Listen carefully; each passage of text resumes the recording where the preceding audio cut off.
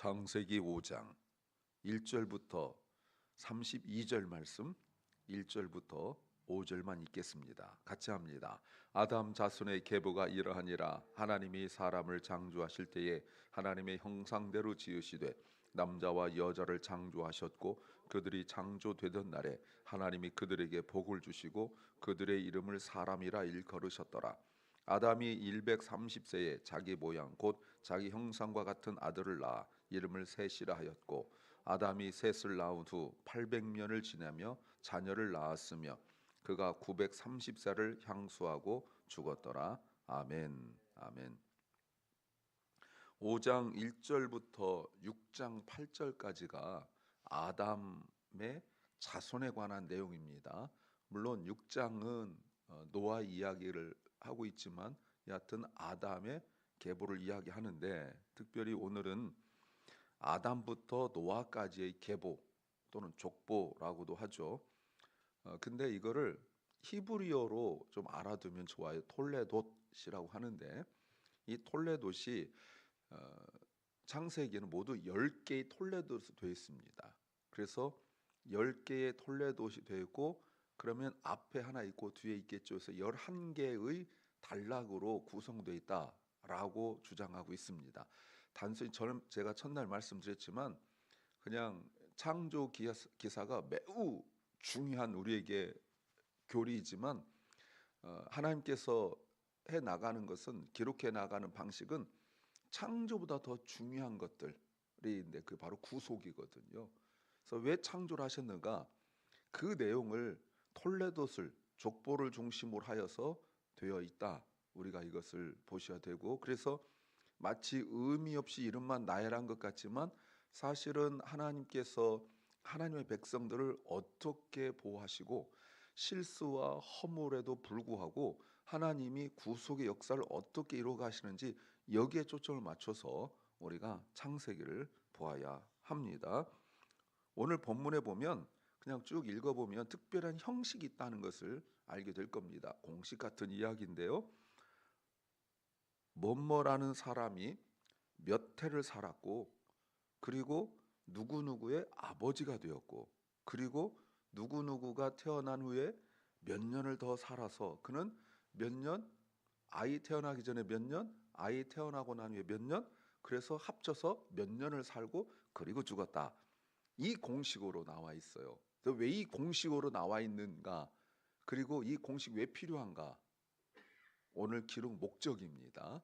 오늘 설교 제목은 너무 급하게 결론을 내리지 마라. 너무 급하게 결론을 내리지 마라. Do not rush to a conclusion. Do not rush to a conclusion. 우리는 모든 일들이 너무 빠르게 결론을 내는 경향이 있어요. 실수하기 딱 좋죠. 뭔가 이렇게 보이면 금방 끝에까지 가 있는 이거는 정말 큰 실수입니다. 물론 너무 또 돌다리를 두드리고 있다가 그것도 문제긴 하지만 그래서 분별력이 필요한 거예요. 그러나 우리가 창세기를 보면서 특별히 왜 이 말씀을 드리냐면 앞에 이야기를 사람이 창조되고 난 이후에 특별히 아무것도 한 것이 없이 3장에서 범죄하고 4장에서 살인 나오고 그리고 가인의 후손들만 가득 차 있는 4장까지 내용을 보면서 사람들이 어설프게 너무나 쉽게 판단하고 결론 내려서 세상이 이렇겠구나라고 하는 것에 대하여 하나님께서 오늘 5장을 기록하시면서 하나님의 뜻이 무엇인가를 보여주고 있기 때문에 그렇습니다. 무엇을 알아야 될까요? 첫째는 처음부터 다시 세워가야 한다. 처음부터 다시 세워가야 한다. We need to build again from the beginning. We need to build again from the beginning. 자, 아담부터 노아까지 이 매우 중요한 거를 지금 이야기하고 있습니다. 왜 노아까지 톨레돗이 되어 있을까요? 홍수가 있기 때문에 노아까지가 인류 역사의 하나의 그 텀, 하나의 기간이라고 말할 수 있어요. 그러니까 창세기를 이해하려면 1장부터 4장까지 당연히 알아야 되고 특별히 1장부터 3장을 꼭 알아야 되지만 그러나 5장을 반드시 알아야 돼요. 자, 5장에 의미 없는 이름들만 쭉 나와 있는 것 같은데, 자 보십시오. 어, 나이를 이렇게 보면 이해할 수 없죠. 이렇게 오래 살았을까? 이런 생각이 듭니다. 요때 당시 고대 근동이라고 하잖아요. 고대 근동에서 왕들의 나이는 기록에 의하면 자그마치 뭐 3만 8천 년, 뭐 1만 7천 년 이런 도 있습니다. 말도 안 되는 거잖아요. 그래서 동일하게 단순히 신화적인 측면에서 그러면 여기 성경이 기록했느냐? 그래서 비평주의 학자들은 요게 뭔가 공식이 있을 거다 해서 요거 가지고 공식 어마어마하게 찾아냅니다. 뭐 오진법, 칠진법, 십진법은 아닐 거다. 왜냐하면 십진법으로 하면 너무 나이가 많잖아요. 그러니까 아마 오진법 정도가 아니겠느냐 이렇게 이제 생각할 수 있습니다. 그렇죠? 그래서 뭐 온갖 것 가지고 다 계산하는데 계산은 안 나오고요. 그래서 우리가 잊지 않은 것처럼 우리는 보수주의는 이거를 받아들이고, 그리고 홍수로 자른 것은 홍수 이후에 연령이 이제 현격하게 줄었다. 이제 우리가 이렇게 알고 있지 않습니까? 자, 그래서 이거 계산하면 아담부터 노아까지가 모두 10대입니다. 10대. 10명이 나와 있고 10대가 나와 있고, 이거는 여러분 의도적인 거예요. 그래서 계산하면 제가 또 계산하지 않습니까? 1656년이 돼요. 그래서 아담부터 예수 그리스도까지 4004년이 됩니다. 여러분 이거는 잘 들으세요. 인간의 모든 역사가 아닙니다. 의도적이에요.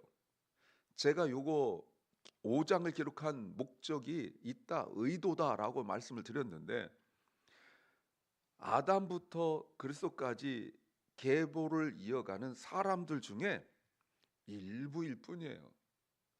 마치 그냥 바로바로 나은 것처럼 보여지기도 하지만, 그러나 그 이후의 세월들 속에서 의도적으로 뽑아졌다. 그리고 마태복음 1장에 보면 예수 아브라함부터 시작하여서 예수 그리스도까지 나눠져 있잖아요. 그렇죠? 근데 요거 연령 계산하면 요것과 또 다릅니다.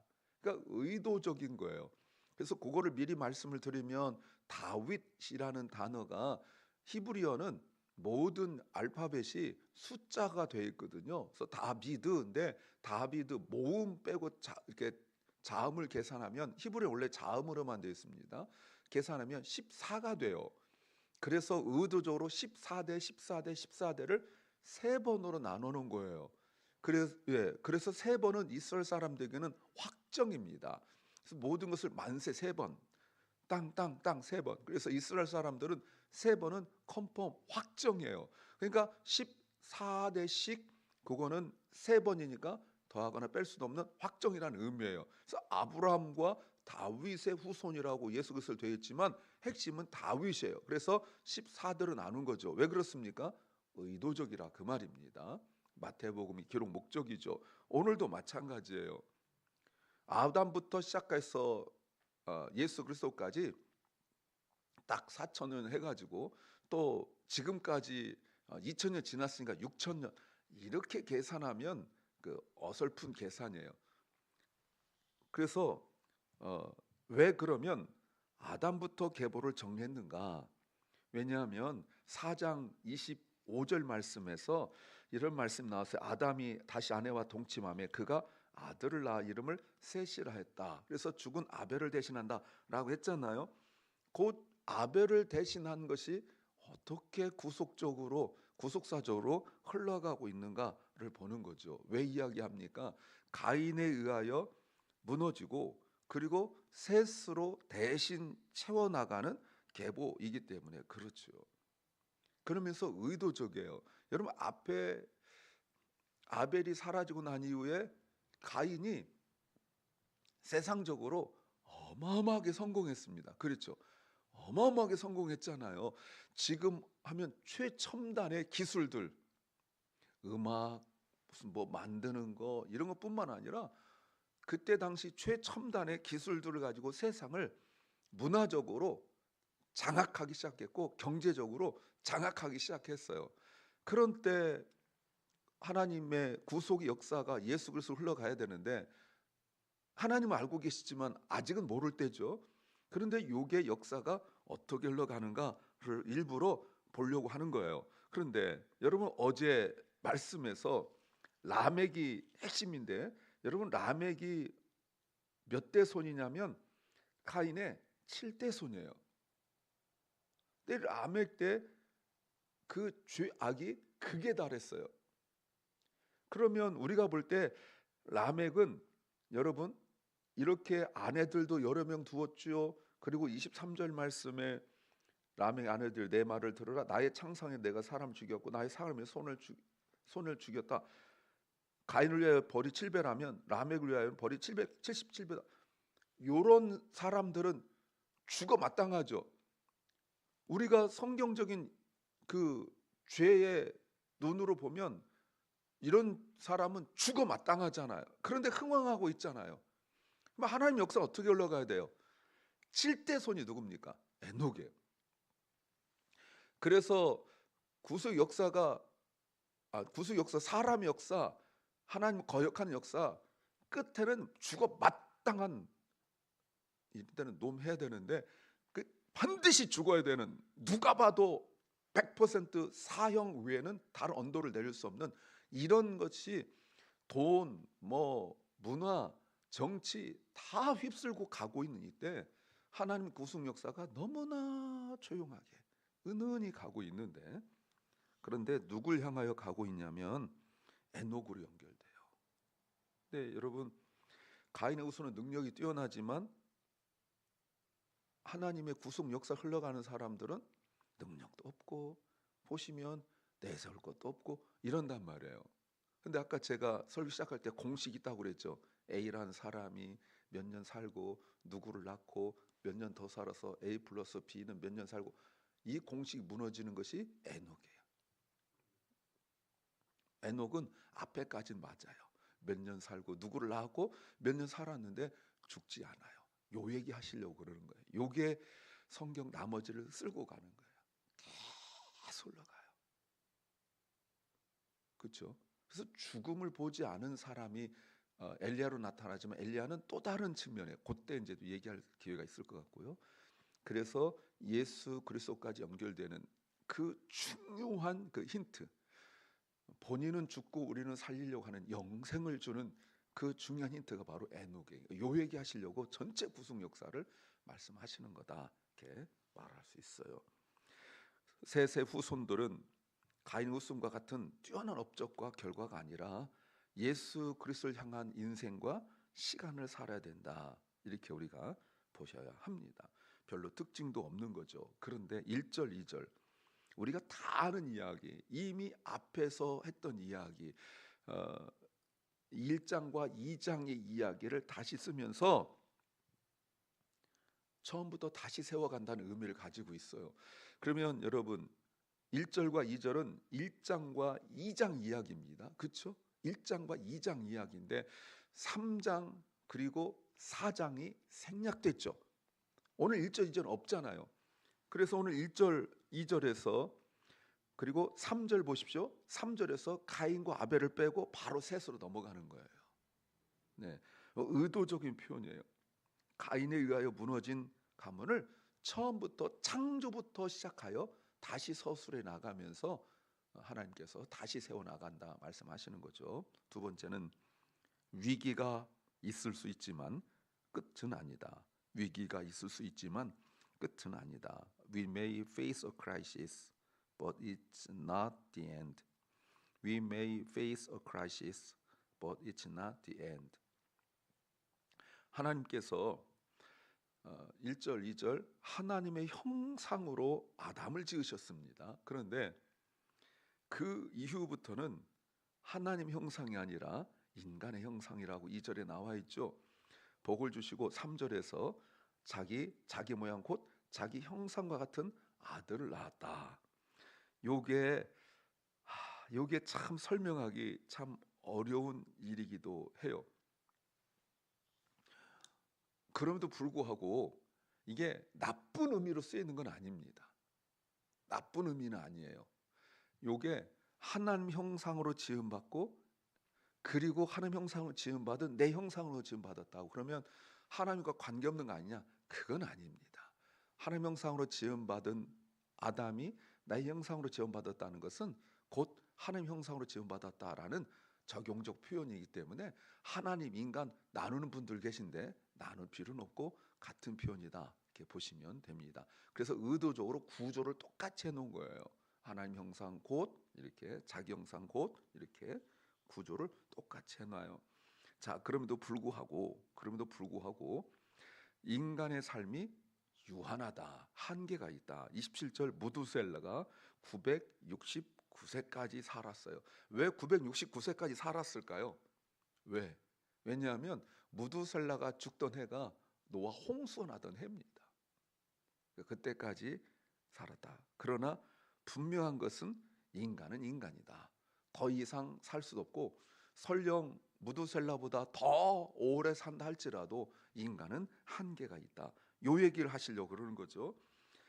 그러나 하나님은 아담 이전에도 계셨고 요 시대도 계셨고 오늘날도 계속 계시면서 하나님은 하나님 역사를 계속해 나가고 계신다라는 걸 우리가 알 수가 있습니다. 이 말이 뭘까요? 여기까지 오는 동안 얼마나 많은 위기가 있었습니까? 가인과 아벨의 위기가 있었죠. 그러나 하나님은 셋을 세우셨죠. 그리고 우리가 잘 모르는 분들, 이름만 쭉 기록한 분들이 사건과 사고가 얼마나 많았겠어요. 그 순간 기가 막히게 하나님께서 그들의 생명을 보존하신 것은 그들에게 사명이 있기 때문에 그래요. 우리가 읽지도 못했지만 읽어도 잘 모르는 이분들의 사명이 뭘까요? 예수 그리스도예요. 이들이 무슨 바벨탑을 세우고 어마어마하게 인류를 위한 업적을 만드는 것이 아니라 이들이 살아야 될 단 하나 이유, 단 하나 사명은 예수 그리스도예요. 단 하나 이유. 예. 거꾸로 올라가 보시면 거꾸로 예수 그리스도부터 쭉 거꾸로 이제 올라가게 그런 족보가 이제 신약에 나오죠. 거꾸로 올라가 보면 그 순간순간에 하나님께서 그들의 생명을 붙들고 그들을 함께 했던 것은 그러나 그들의 생명 자체가 아니라 예수 그리스도가 있기 때문에 그래요. 무슨 말입니까? 정말 때로는 위기가 있고 어려움이 있지만 그들의 인생이 끝이 아니고 살다 보면 정말 죽고 싶을 때도 있고 이건 정말 죽었다 싶을 정도의 사고도 있고 그런 어려움도 있지만 예수 그리스도를 향하여 가야 되기 때문에 살려주는 거예요. 우리 생명도 마찬가지입니다.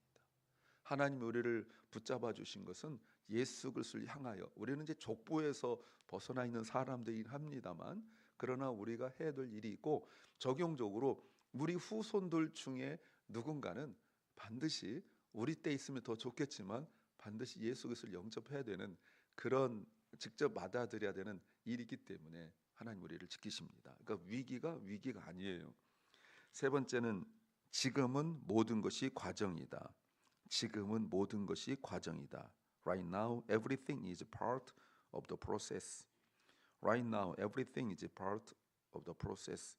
자, 1절에서 하나님은 아담을 하나님 형상으로 만드셨어요. 그러나 타락했습니다. 근데 여러분 보세요. 오늘 타락이란 말 없습니다. 오늘 본문 다시 보세요. 타락이란 말 없어요. 오직 복만 주셨다. 이 얘기만 나와요. 그런데 하나님이 그들을 구원하셨죠. 그리고 노아가 나타나고 그리고 참 안식이 이제 나타납니다. 참 29절 말씀에 이름은 노아라 하여 가로되 여호와께서 땅을 저주하심으로 수고로 일하는 우리 아들이 안위하리라. 그래서 노아로 지으신 거죠. 그래서 이게 의도적인 표현이에요. 인간은 계속적으로 타락해 가고 인간에게 선은 없어요. 하나님 형상을 잃어버렸죠. 예. 그리고 나타난 것이 인간의 형상이었습니다. 그 인간의 형상이 나쁜 의미는 아니지만 그러나 인간의 형상을 입었다라는 것이 이제 우리가 설명이 돼야 되죠. 나쁜 의미는 아니에요. 그러나 인간의 형상을 입었다는 것은 생명에 한계가 있다는 뜻이에요. 만약 하나님 형상을 계속 입고 있다면 영원히 죽지 않죠. 그러나 인간의 형상을 입었기 때문에, 하나님의 구원을 받아 인간의 형상을 입었기 때문에 우리가 인간의 형상을 벗고 다시 하나님 형상을 회복할 때가 와요. 그 언제입니까? 예수 그리스도로 말미암아 우리가 하나님 형상을 회복하게 되면, 그러면 우리는 이제 영원히 하나님과 있게 되는, 그때 성경을 다시 기록한다면, 기록할 수는 없겠지만 다시 기록한다면 이때 잃어버렸던 하나님 형상을 되찾았다, 이렇게 기록이 될 것입니다. 자, 에녹 이야기를 하지 않을 수 없죠. 에녹은 오늘 본문 서술 공식과 달라요. 22절 말씀에 동행이란 말이 나옵니다. 여러분, 너무너무 중요한 말이죠. 에녹은 무드셀라 낳고 22절 무드셀라 나온 후 300년 하나님과 동행했다. 여러분, 동행이란 말 좀 할까요? 여러분, 동행이란 말이 성경 앞에서 한번 나왔었습니다. 잘 기억 안 나죠? 예, 3장 8절에 하나님께서 동산뜰을 거느리신다, 이게 걸으신다, 산포하신다, 요게 동행이란 말이에요. 예, 이 동행이란 말이 의도적인 표현이죠. 그리고 또 누구에게 나오냐면 6장 9절에 내일 볼 본문인데 노아에게서 나와요. 9절, 노아는 의인이요 당세의 완전한 자라 하나님과 동행했다. 요 동행이 앞에 있는 에녹과 같은 동행입니다만, 그러나 에녹은 죽음을 보지 않았고 노아는 결국 죽게 되죠. 그러나 노아도 죽음을 보지 않는 일을 경험합니다. 홍수에서 건진받죠. 요게 이제 의도적인 표현이에요, 동행의 의미가. 근데 이 이후로는 이 동행이 약간 의미가 달라져요. 24장 40절에 아브라함이 이삭의 아내를 구하러 종을 보낼 때 그때 의도적으로 표현해요. 예. 그리고 17장 1절에서 하나님께서 아브라함에게 너는 내 앞에서 행하여, 이렇게 말합니다. 완전하라. 그 바로 앞에 16장 마지막에서 보면 86세 때 아브라함이 자기 아내 말을 듣고 하갈을 통해 이스마엘 낳고 했던 그 얘기 나와서, 그리고 하나님께서 17장 2절 99세에서 13년 동안 하나님께 침묵하시거든요. 이거 굉장히 중요한 얘기인데 시간이 없으므로 나중에. 그런데 그때 하나님께서 너 내 앞에서 행하여 완전하라, 혼낼 때 이 단어 쓰세요. 혼낼 때. 그러니까 신앙 회복은 하나님과 동행이에요. 또 하나 더 본다면 창세기 48장 15절에 야곱이 요셉을 마지막 죽기 전에 축도할 때, 축복해 줄 때 요 얘기를 해줘요. 그러니까 동행이란 말이 다양하게 쓰인다는 것, 그러나 동행이라는 것은 신앙의 회복이고 아무한테나 쓰지 않는다는 것, 요게 우리가 보셔야 됩니다. 에녹은 다른 사람 비하여 짧은 인생을 살았지만 죽지 않고 이제 죽지 않게 되죠. 특별한 인생이죠. 그러나 한계가 있어요. 요 한계가 회복될 때가 언제입니까? 예수 그리스도로 말미암아 모든 것이 완전하게 될 때까지 우리의 모든 인생은 과정일 뿐이에요. 그러니까 예수 그리스도 오실 때까지는 우리 인생에서 일어난 모든 일들, 그게 카인 같은 사람이 세상을 지배하는 것 같고, 뭐 우리 어른들 끄떡만 나라가 멸망하고 뭐 대통령 누구 뭐 어쩌고저쩌고, 그럴 필요 없습니다. 모든 게 과정이에요. 너무 성급하게 우리 입에서 끝이라는 단어 나오면 안 됩니다. 하나님의 일은 그렇게 쉽게 끝나지 않습니다.